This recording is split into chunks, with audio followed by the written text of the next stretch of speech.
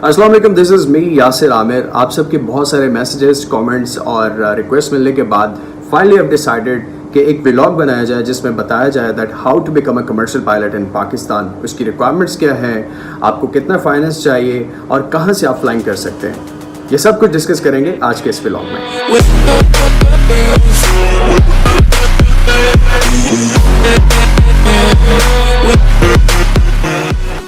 तो vlog start करने से पहले मैं बताता चलूं that you need a great passion. कुछ भी करने के लिए आपको पैशन चाहिए होता है। एक कोटेशन है, allow your passion to become your purpose and it will one day become your profession. इसी तरह फ्लाइंग के अंदर भी आपको ग्रेट पैशन चाहिए होता है। बहुत सारे स्टेजेस ऐसी आती हैं जहाँ पे आप गिव अप करते हैं, बट आपको गिव अप नहीं करना, बी पॉजिटिव और आपको अपने मकसद के लिए उसको कंप्लीट करना है, उस मकसद को हासिल करना है। सो अगर हम लाइसेंसेस की बात करें, so there are 3 type of licences. The first one is your SPL, जो कि आपकी एक तरह की आपका परमिट होता है कि आप फ्लाई कर सकते हैं। The second one is your PPL, जो आपको 40 घंटे के बाद मिलता है। The third one is your CPL, जो आपको 110 घंटे के बाद मिल जाता है, लेकिन अगर आप IR कर रहे हैं, इंस्ट्रूमेंट रेटिंग कर रहे हैं, तो आपको 40 आवर्स इंस्ट्रूमेंट रेटिंग के लिए करने होते हैं, यानी कि टोटल 190 आवर्स फ्लाइंग आपको करनी होती है CPL लेने के लिए। अगर हम रिक्वायरमेंट्स की बात करें तो एजुकेशनल रिक्वायरमेंट्स के अंदर आपकी कम से कम एजुकेशन इंटरमीडिएट होनी चाहिए, जिसमें FA, FSC, pre engineering, pre medical, ICS, O level कुछ भी हो, और इसको आपको अपनी डिग्री को IBCC से अटेस्ट करवाना पड़ता है according to civil aviation policies. अगर आपके पास साइंस सब्जेक्ट्स नहीं है, doesn't matter, but science subjects could help you in your studies. अगर हम एज रिक्वायरमेंट की बात करें, सो आपकी एज मिनिमम 18 ईयर्स ओल्ड होनी चाहिए और आपके पास एक वैलिड NIC होना चाहिए ताकि आपके डॉक्यूमेंट्स के अंदर आप उसको प्रोसीजर के लिए यूज़ कर सकें। मेडिकल रिक्वायरमेंट्स की बात करें तो there are 2 type of medical. The first one is your class 2 medical for your PPL, the second one is your class 1 medical for your CPL। क्योंकि हम कमर्शियल पायलट लाइसेंस की बात करें तो क्लास 1 मेडिकल के अंदर there are 20 type of medical test, जिनमें आपका ENT, ear nose throat, eyesight, आपकी EEG, एको, ऑडियोमेट्री, आपके चेस्ट एक्सरे, आपकी ECG और आपके साइकेट्रिस्ट टेस्ट होते हैं, जो कि सबसे लेंथी टेस्ट होते हैं और थोड़े एक्सपेंसिव होते हैं। जो टोटल एक्सपेंस आपके मेडिकल के ऊपर आता है दैट इज़ 30 to 35,000 रुपीज़, और आपको मेडिकल्स जो है वो अपने CMH से ही करवाने पड़ते हैं। वन थिंग, अगर आप आईसाइट की बात करें तो आपकी आईसाइट शुड बी 6/6 विद और without glasses. If you are wearing glasses doesn't matter, but सिर्फ इसमें ये होता है कि आपको अपनी फ्लाइट के दौरान अपने ग्लासेस को साथ में पहनना पड़ता है। और अगर आप वेट की बात करें, so your weight should be according to your BMI। अगर आपका वेट थोड़ा ओवर है, इट्स ओके, क्योंकि आपके जो मेडिकल के ऊपर एक स्टैंप लग जाती है, advice to reduce your weight gradually. आपको ये मेडिकल सिविल एविएशन की तरफ से मिल जाता है, और इसके ऊपर क्योंकि मेरा थोड़ा सा वेट ज़्यादा था और इसके ऊपर advice to reduce your weight gradually की स्टैंप है। So the third requirement is your security, क्योंकि पाकिस्तान के पीछे कुछ हालात ऐसे रहे हैं जिसमें टेररिज्म था और कुछ ऐसे सिक्योरिटी इश्यूज थे, जिसकी वजह से थोड़ी सी स्ट्रिक्ट पॉलिसीज़ सिविल एविएशन ने डेवलप की हैं, जिनमें आपको जो अपनी सिक्योरिटी है वो IB से क्लियर करवाना पड़ता है अपने आप को, और आपका जो मुतल्लिका पुलिस स्टेशन है वहाँ से और स्पेशल ब्रांच आपको क्लियर करती है। आपको हर तरह से आपकी जांच पड़ताल होती है, आपके बैकग्राउंड से आपको कॉल्स आती हैं, आपसे वेरिफिकेशंस ली जाती हैं, डॉक्यूमेंटेशंस ली जाती हैं, हर तरह से क्लियर करने के बाद देन आपको सिक्योरिटी के लिए क्लियर किया जाता है। ये सब कंप्लीट करने के बाद आपको एक आपका जो फ्लाइंग क्लब है वो आपको एक लाइसेंस इशू करवाता है सिविल एविएशन की तरफ से, विच इज़ योर SPL, जो कि ये है जो मेरा SPL है। और इस SPL को लेने के बाद आप अपनी फ्लाइंग कंटिन्यू कर सकते हैं। Yes, the fourth one and the major one is your finance. और अगर हम फाइनेंस की बात करें तो बहुत सारे मैसेजेस आए, बहुत सारे कमेंट्स आए कि इतना फाइनेंस किस लिए चाहिए होता है, अगर मैं इतना फाइनेंस यहाँ इन्वेस्ट करूँ तो मैं कुछ और भी करूँ, कुछ और भी कर सकता हूँ, अपना बिजनेस कर सकता हूँ, मैं कुछ भी कर सकता हूँ, मैं जिम बना सकता हूँ। See, it's your own choice.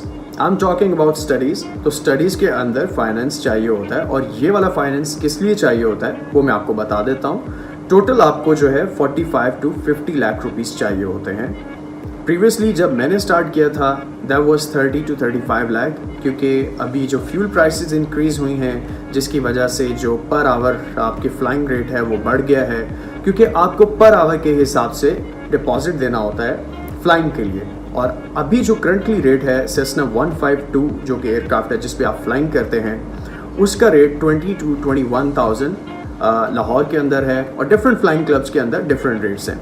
तो अगर हम ओवरऑल डिस्कस करें which is 45 to 50 lakh rupees आपको इन्वेस्ट करना होता है आपकी इस फ्लाइंग के अंदर, जिसमें आपके एग्ज़ाम्स के भी कुछ एक्सपेंडिचर्स होते हैं, इसके अंदर आपके मेडिकल टेस्ट होते हैं क्योंकि आपको हर साल रिन्यू कराना पड़ता है आपका मेडिकल टेस्ट, और समटाइम्स आपको कुछ 3-4 हज़ार रुपये के साथ अपना रिन्यू करवाना पड़ता है, समटाइम्स आपको कुछ टेस्ट जो हैं वो दोबारा कराने पड़ते हैं। So overall 45 to 50 lakh rupees आपको देने पड़ते हैं। इट्स लाइक आप इंस्टॉलमेंट में पे कर सकते हैं, आप इसको अगर आप चाहें तो इकट्ठे पे कर सकते हैं, अगर आप चाहें तो इंस्टॉलमेंट में पे कर सकते हैं। It's all up to you, up to your ease, आप जितना ईजीली पे कर सकते हैं। सो अगर हम सब्जेक्ट्स की बात करें, देयर आर 14 सब्जेक्ट्स जिनमें आपको बायो भी पढ़नी पड़ती है थोड़ी सी, जिनमें आपको वेदर भी पढ़ना पड़ता है, जिनमें आपको एयर फ्रेम को समझना पड़ता है, कम्युनिकेशन होती है, मार्शलिंग है, जिनमें आपको वेट एंड बैलेंस है, जिनमें आपकी जो IFR VFR कम्युनिकेशंस हैं, और बहुत सारे ऐसे सब्जेक्ट्स हैं जिनको आपको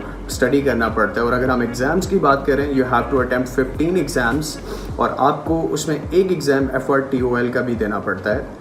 देन आपके एग्ज़ाम्स क्लियर होने के बाद exams plus your flying hours which is 190, ये कंप्लीट होने के बाद you will get your CPL which is commercial pilot licence. और अगर आप जॉब की बात करें तो जॉब के हवाले से बहुत सारे लोगों का की ये रिजर्वेशंस हैं कि अगर हम इतने पैसे इन्वेस्ट करते हैं तो जॉब की क्या गारंटी है। देखिए पूरी दुनिया में अगर आप कहीं पे भी कुछ भी स्टडी करते हैं सो वो किसी भी तरह की जॉब की गारंटी नहीं देते। And the same for the aviation. Pakistan के अंदर अगर हम इसकी बात करें तो 190 आवर्स के बाद there is only one airline which is PIA जो आपको हायर करती है, और उसके बाद फिर आपका एक्सपीरियंस बिल्ड होता है। और अगर आपको प्राइवेट एयरलाइंस के अंदर जाना है, you should have minimum 1200 to 1500 hours, जिनमें टाइप रेटिंग होती है, मल्टी इंजन की भी होती है, विच इज़ वेरी एक्सपेंसिव। अगर आप खुद करने जाएं तो बहुत मुश्किल हो जाएगा, आई विल से कि इम्पॉसिबल होता है। सो उसके लिए to build your hours you need to do your instructor course which is FITS flight instructor training course, जो आपको अपने फ्लाइंग क्लब में CPL के बाद करवाया जाता है, और आप एज एन इंस्ट्रक्टर अपने आवर्स बिल्ड करते हैं। अगर आप इंटरनेशनल एयरलाइंस में जॉब्स की बात करें, वहाँ भी रिक्वायरमेंट्स 1500 to 2000 आवर्स होती है, जिनमें अगेन मल्टी इंजन की टाइप रेटिंग होती है, और आपकी अगर उस पर एक्सपीरियंस है तो आप वहाँ पे क्वालिफाई कर सकते हैं। अगेन उनकी मर्ज़ी है, अगर आपको हायर करना चाहे आपकी एबिलिटी के ऊपर और आपके एक्सपीरियंस के ऊपर ये डिपेंड करता है। अगर वो आपको हायर करना चाहें तो वो आपको हायर कर सकते हैं। और लास्ट पर कि आप फ्लाइंग कहाँ से कर सकते हैं, तो मैं डिस्क्रिप्शन के अंदर पाकिस्तान के अंदर जितने भी फ्लाइंग क्लब्स फ्लाइंग करवा रहे हैं उनके मैं तमाम डिटेल्स रख रहा हूँ, आप वहाँ से उसको देख सकते हैं। आप उन फ्लाइंग क्लब्स को खुद सर्च कर सकते हैं, उनकी वेबसाइट्स देख सकते हैं, किसी से आप जो है क्रॉस चेक कर सकते हैं। It's all up to you. आप देखें, जाएं, जिनके पास अच्छे जहाज़ हैं, जिनके पास अच्छा फ्यूल की प्राइस है, जिनके पास अच्छा पर आवर रेट है, आप वहाँ से फ्लाइंग करें। By myself I am doing my flying from Airborne Aviation Lahore. So it's all up to you कि आप कहाँ से फ्लाइंग करना चाह रहे हैं, जो आपके लिए ईजी हो, एक्सेसिबल हो, जहाँ पे आपको आना जाना डेली रूटीन में आपके लिए ईजी हो, फाइनेंशली आप देखें कि वो उनका रेट क्या है, प्राइस क्या है। So you have to check by your own self, then join any flying club. जब आप किसी भी फ्लाइंग क्लब को ज्वाइन करते हैं and when you submit your admission fee, your tuition fee, तो आपके फ्लाइंग क्लब की तरफ से आपको कुछ एक्सेसरीज मिलती हैं, जिनमें एपलट्स, विंग। ये विंग आपको तब मिलता है जब आप अपनी फर्स्ट सोलो फ्लाइट कर लेते हैं। उनमें प्लॉटर जो कि आपको नेविगेशन के अंदर यूज़ करना होता है, और E6B फ्लाइट कंप्यूटर जो कि आपको फ़्लाइट प्लानिंग के लिए यूज़ कर सकते हैं, और one checklist of your aircraft जो कि आपके ऑपरेटिंग एयरक्राफ्ट की चेकलिस्ट होती है, and then your navigation charts जिनके थ्रू आप नेविगेशन यानी कि क्रॉस कंट्री फ्लाइट्स करते हैं। So guys, I hope I give you all the information regarding how to become a commercial pilot in Pakistan. So if you really like my video, do subscribe my channel and do share with your friends. और अगर further मज़ीद questions हैं, do let me know in the comment below. Till that, take care, stay blessed, Allah Hafiz.